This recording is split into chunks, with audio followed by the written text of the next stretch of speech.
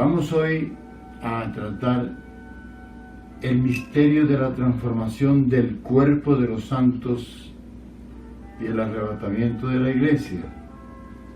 Nosotros queremos contribuir a que las verdades contenidas en la palabra de Dios sean restauradas en nuestro tiempo donde vivimos una intensa apostasía en la cristiandad.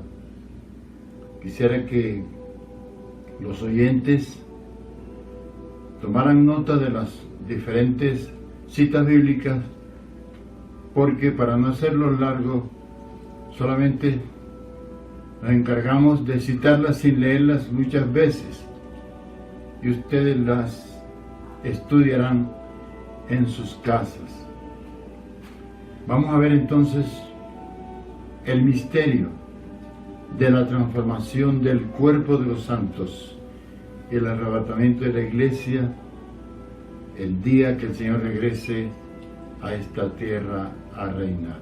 El cumplimiento de este misterio tendrá lugar al final de la presente dispensación y se relaciona con la transformación de nuestros cuerpos corruptibles en un cuerpo glorioso y espiritual para unirnos con el Señor en su venida. Tomamos como base la cita de la primera carta de Pablo a los Corintios, capítulo 15, los versículos 51 y 52. Allí dice: He aquí os digo un misterio. No todos dormiremos, pero todos seremos transformados. En un momento, en un abrir y cerrar de ojos, a la final trompeta, porque se tocará la trompeta, y los muertos serán resucitados incorruptibles, y nosotros seremos transformados. Este misterio revela la parusía, o sea, revela el arrebatamiento de la iglesia en la venida del Señor y la inmortalidad final mediante la transformación de nuestros cuerpos mortales. Muchos se han preguntado, ¿qué sucederá con aquellos creyentes que estuvieren vivos aún cuando llegue el tiempo de la resurrección en la segunda venida del Señor? La respuesta la tiene la revelación de este misterio. Toda esa última generación de creyentes no gustará la muerte física.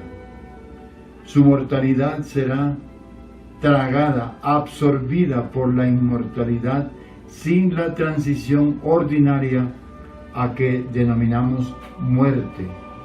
Los cuerpos de los creyentes serán espiritualizados y su alma y su espíritu serán revestidos sin que pase por la experiencia de desvestirse del cuerpo.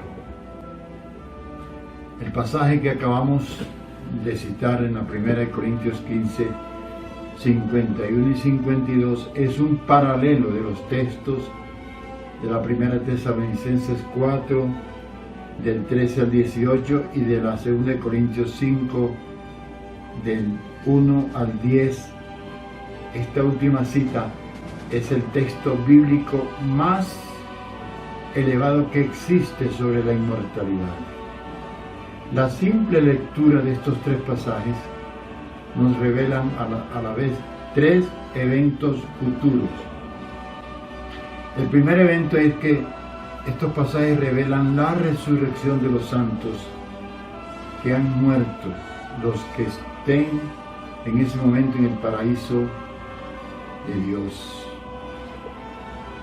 Segundo evento es que aparece la parusía o segunda venida de Cristo, lo que para los creyentes vivos será un momento glorioso de transformación en que ellos escaparán de la muerte, recibiendo el mismo cuerpo espiritual que les fue prometido a los resucitados, lo que representará para ellos el traspaso del umbral de la inmortalidad del alma, juntamente con el espíritu, ya con ese cuerpo de sustancia espiritual.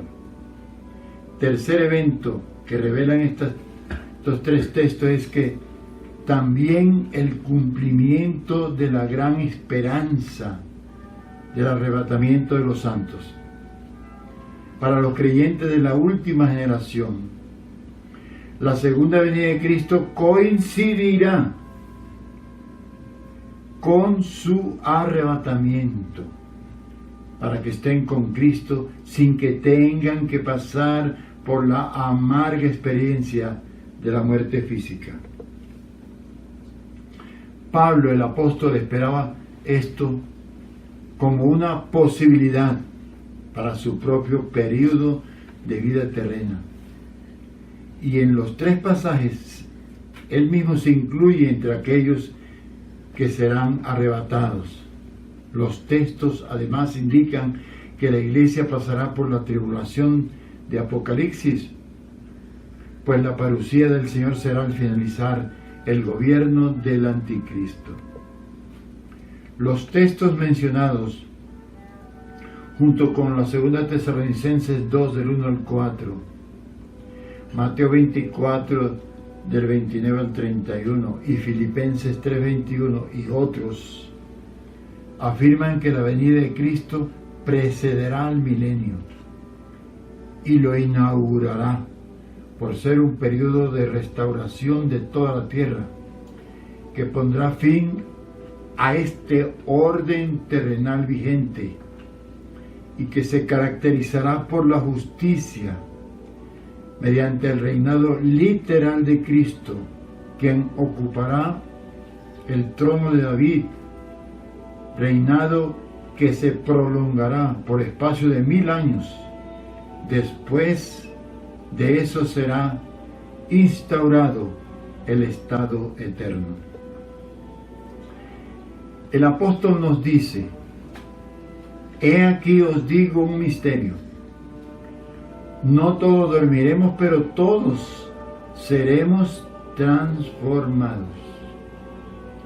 Como lo hemos dicho en enseñanzas anteriores, un misterio no se trataba de una verdad oculta que solamente los iniciados podían conocer, sino que eran verdades de Dios anteriormente ocultas, pero ahora dadas a conocer a sus apóstoles y profetas. Sin embargo, tales misterios solo pueden ser dados al conocimiento general a través de revelación de Dios por su Espíritu. Pero como se trata de verdades profundas, algunos elementos permanecen incomprendidos debido a la debilidad del entendimiento humano. Llegar a conocer los misterios divinos jamás se logra a través de la percepción de los sentidos físicos del cuerpo y su acumulación luego en la mente. Esa posición se llama empirismo, con su positivismo lógico. Los sentidos humanos son demasiado débiles y perversos. Los secretos de Dios tampoco se logran conocer a través de la razón, por muy disciplinada que sea. Eso se llama racionalismo platónico. La razón del hombre no ha podido dilucidar el destino humano. No todos dormiremos, pero todos seremos transformados. Esto significa que en la Biblia el sueño aparece como un eufemismo frecuente para indicar la muerte física. Como ya lo hemos dicho, en el inminente retorno de Cristo los creyentes muertos resucitarán. Los creyentes vivos serán transformados sin pasar por la muerte física, y así todos los creyentes recibirán el cuerpo espiritual recibiendo así la plena imagen de Cristo. Si en este tiempo perdura y es permanente en nosotros esa expectación, indudablemente esa esperanza posee en sí un poder purificador para nosotros.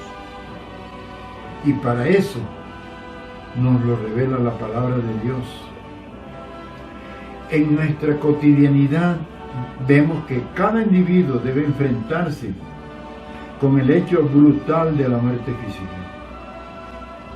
Es una experiencia catastrófica y altamente misteriosa, sobre todo para los que no conocen al Señor, y que es motivo diario de noticias en el mundo. Pero para el creyente, de cuyos ojos se haya quitado un oscuro velo, todo es diferente. Ya puede ver y descansar en el hecho de que la muerte física es en realidad no es fatal. La muerte física no es fatal. Es decir, para un hijo de Dios, la muerte física no mata. En cambio,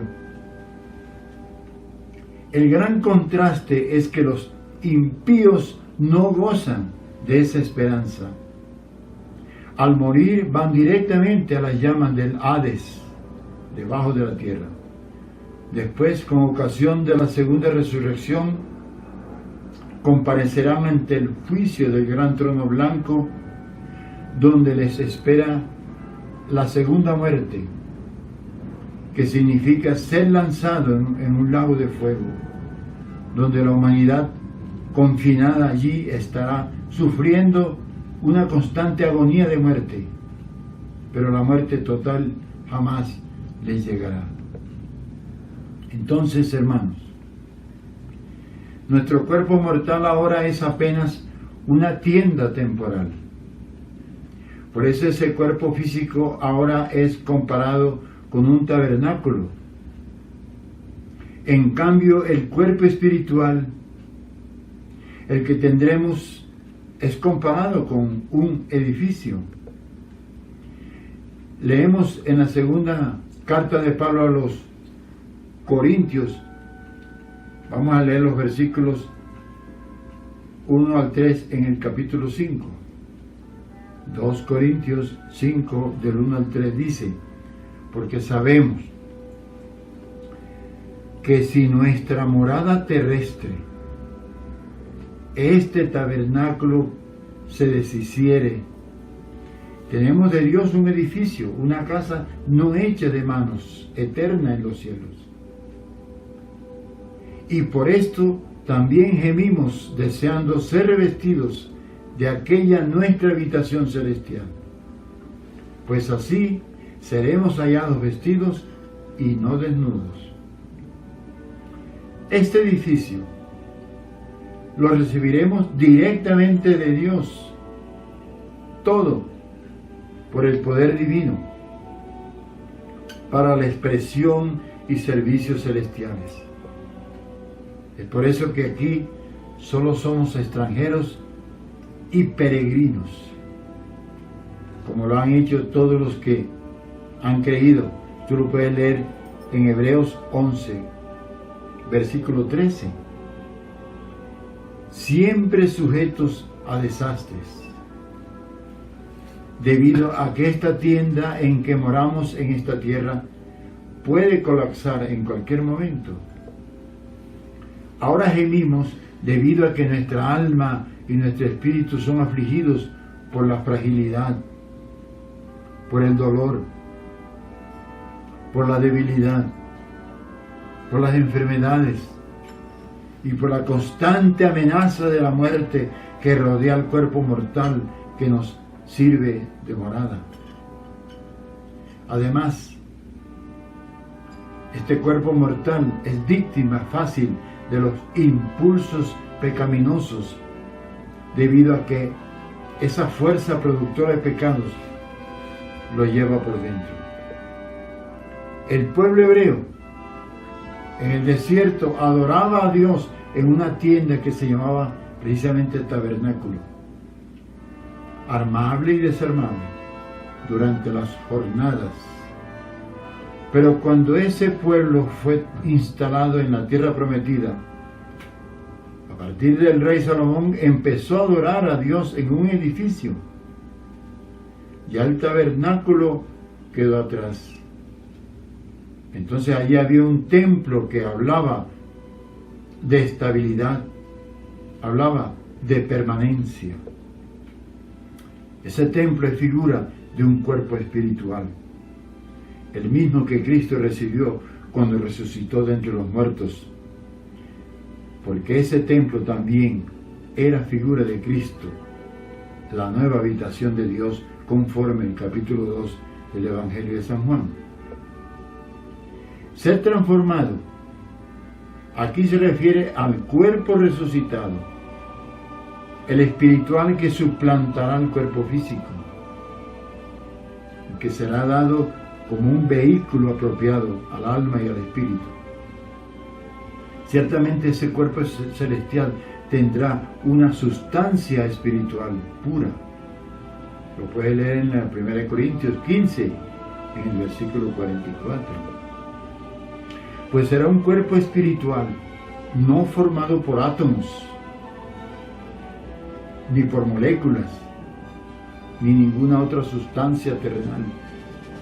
De manera pues que este nuevo cuerpo, el espiritual, será apenas un vehículo apto para esa nueva forma de vida. Es obvio, como todos lo sabemos, que en la Iglesia en todos los tiempos ha habido tanto creyentes carnales como espirituales, y aún entre los espirituales, entre los vencedores, existen diversos niveles o estadios de desarrollo espiritual, y así será hasta el fin. De ahí que, sin el ánimo de especular,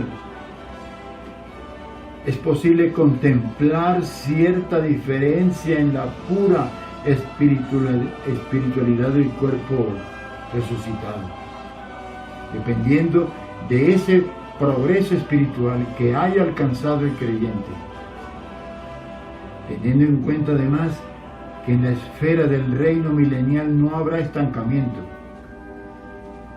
y mucho menos en el estado eterno.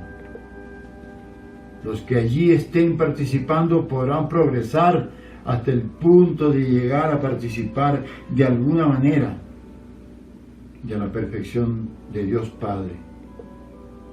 La palabra de Dios, dice que esta transformación de los santos, del cuerpo de los santos, será en un abrir y cerrar de ojos. La palabra un momento en el original griego es átomo. ¿Qué significa la palabra átomo? Que no admite división. Átomo, sin parte, no admite división. Una partícula tan pequeña que no admite división. De ahí que esa palabra vino a indicar cualquier cosa minúscula. Y con referencia al tiempo, significa un instante, un pestañear que ya no admite más división. Claro, tengamos en cuenta que todos los hijos de Dios que han gustado la muerte física, ahora están en el paraíso, en el tercer cielo. Ellos serán resucitados el día del arrebatamiento. Pero en torno de eso queremos comentar que cuando la palabra de Dios revela que cuando recibamos ese cuerpo celestial seremos hallados vestidos y no desnudos, se refiere a que hay un tiempo para los santos que mueren en que pasarán por un estado en el paraíso, un estado de incorporeidad, no tendrán cuerpo, estado en que, a pesar de que es mejor que nuestro estado actual en la tierra, sin embargo aún no es el pleno disfrute y posesión de la gloria con el Señor en la personalidad humana, pues aún está incompleta la personalidad de cada creyente.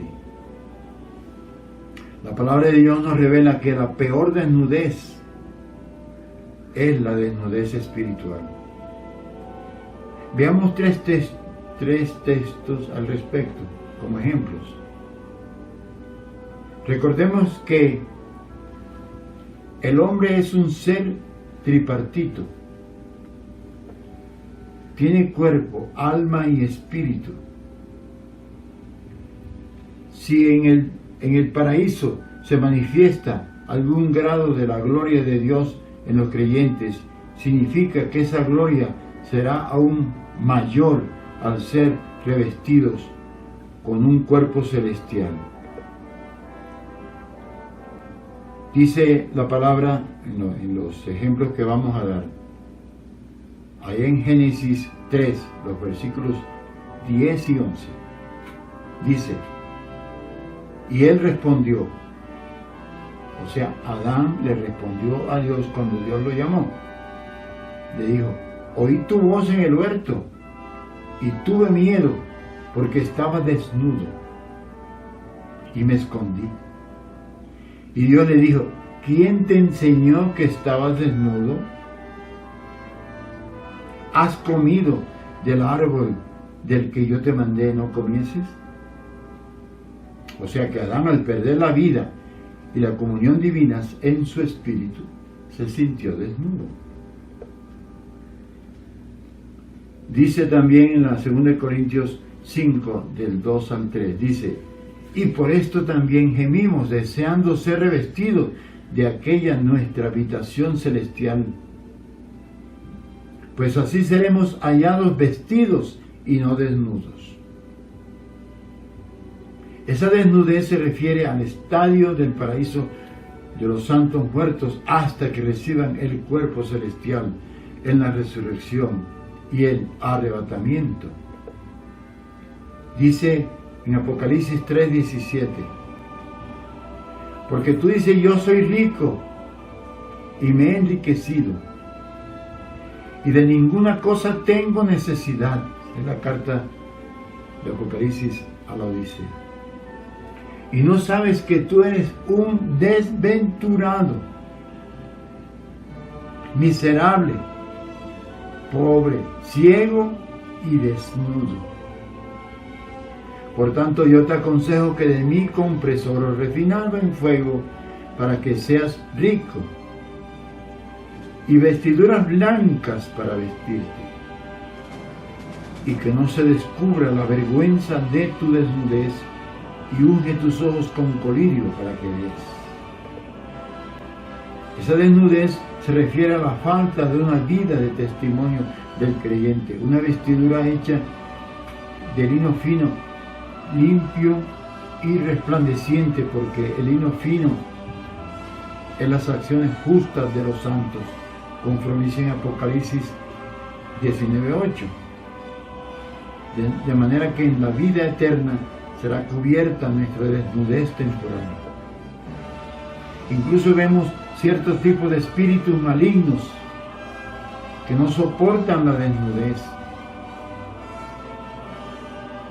como el caso de la legión de demonios que residía en unos endemoniados gadarenos, que le pidieron al Señor que al desalojarlos de los endemoniados les permitiera posesionarse de un hato de cerdos. Eso lo puedes encontrar en Mateo 8, del 28 al 34. Todo esto nos va mostrando que en todo esto hay mucho más que la mera supervivencia del alma. Que el alma viva después de la muerte y que sigue viviendo eternamente. Es mucho más que eso. Pues es necesario, y Dios lo tiene previsto, un glorioso revestimiento para el alma y el espíritu.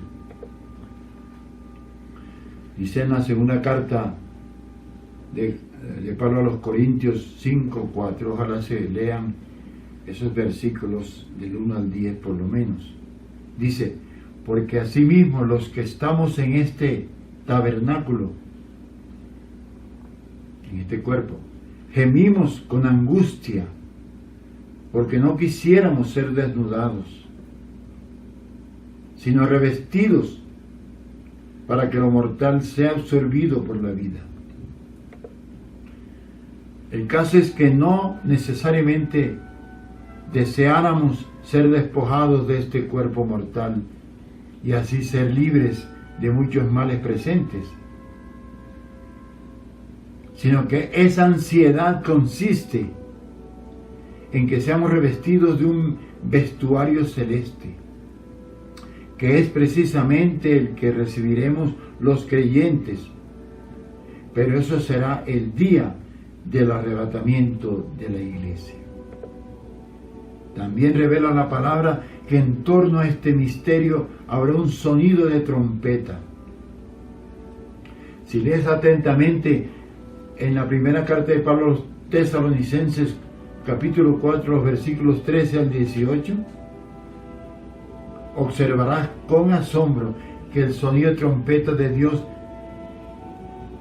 al sonido de la trompeta de Dios, ocurrirán simultáneamente 3 acontecimientos.